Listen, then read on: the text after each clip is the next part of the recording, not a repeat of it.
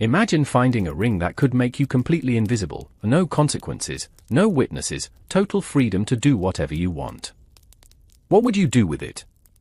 Before The Lord of the Rings, before any modern story about corrupting power, there was an ancient tale that asked this exact question.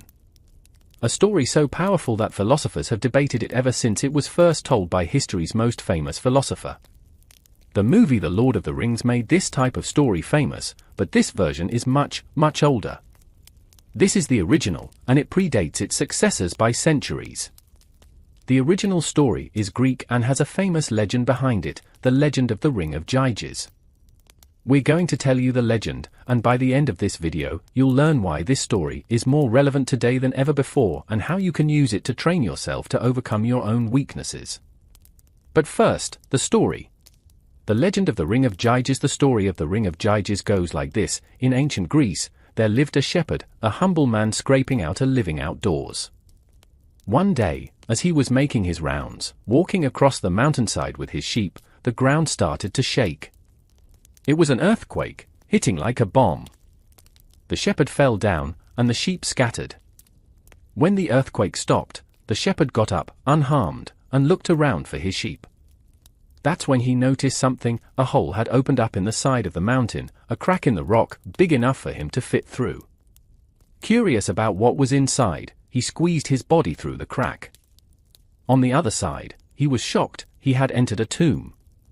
In the center stood a sculpture of a large bronze horse, massive, far bigger than any real horse. After taking a moment to collect himself and make sure no one else was around, the shepherd approached the metal horse. It didn't move, so he climbed up the side and peeked inside. What he saw shocked him. It was the skeletal remains of a giant warrior. On one hand, the skeleton wore a ring that caught his eye. Holding his breath, the shepherd reached out and pulled the ring off. He examined it, then slipped it onto his own finger. And in that moment, instantly, his body vanished. He was still there. He could see where his arm should have been. He could feel his own presence. But to the outside world, he was invisible. This was no ordinary ring. This was the Ring of Gyges.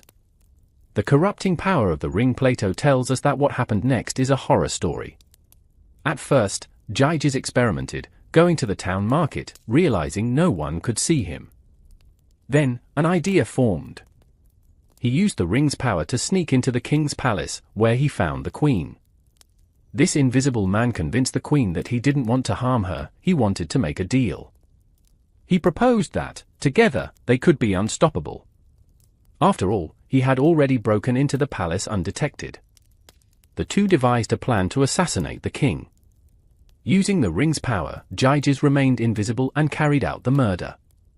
Then, with the queen's help, he took over the throne and became king himself, all because of one magical ring that brought ruin to the kingdom where it was found.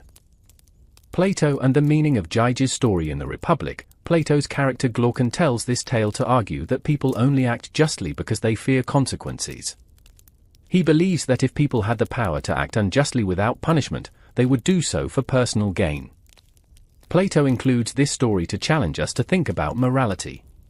What would we do if we had great power? Would we remain good people? As Stoics, we believe we already have our answer. A well-lived life is the goal. Socrates, in the Republic, argues that justice is a virtue of the soul, not just a social contract we follow to avoid punishment. So, what would a Stoic do with the Ring of Gyges? The answer lies in understanding what real power is. Real power does not come from controlling others, it comes from mastering ourselves. A Stoic would recognize that the ring's power is an ultimate test of character. It's easy to act virtuously when others are watching, when social pressure holds us accountable. But what about when no one can see us? The ring doesn't just make us invisible to others, it makes our true character visible to ourselves. Gyges used his newfound power for personal gain, for violence, for taking what wasn't his. But did this make him happy? Did it bring him peace?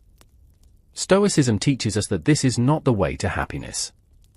Though the story doesn't tell us about Gyges' later life, we can imagine the burden of living with blood on his hands. Every time he sat on his stolen throne, every time he wore his crown, he would know the truth. he wasn't truly a king. He was a murderer who got lucky. And if the queen betrayed him, wouldn't he deserve it? There can be no rest and no peace when you choose the life of a villain. A Stoic would approach the ring's power differently. He would ask, how can I maintain my integrity even when no one is watching? How can I use my power to help others, even if no one ever sees? What is the true test here, the power of the ring, or my response to it? Modern-day Ring of Gyges moments. We all face Ring of Gyges moments in our lives, times when we could get away with something because no one would know. Taking credit for someone else's work when they aren't around. Keeping quiet when we know something wrong is happening. Abusing power or authority when we believe there will be no consequences. The ring represents any situation where we have power without accountability. And in our modern world, these situations are everywhere, online, behind a username. In a company, behind closed doors. In private moments, when we can help or ignore someone in need. How do we prepare for these moments? How do we build the strength to choose what's right when no one is watching? The Stoics would suggest rehearsal, just as we're doing now with the Ring of Gyges story. By thinking through these scenarios now, we build the mental strength we need for when the real test comes. Because it will come, maybe not in the form of a magic ring, but in opportunities to abuse power, to take advantage, to act without consequences. But real power isn't in doing whatever we want without getting caught. Real power is in choosing to do the right thing, even when we could get away with doing the wrong thing. This is what it means to live a well-lived life. This is what it means to be truly free. Final reflection: next time you face your own Ring of Gyges moment, remember, the true test isn't what you could do with the power you're given.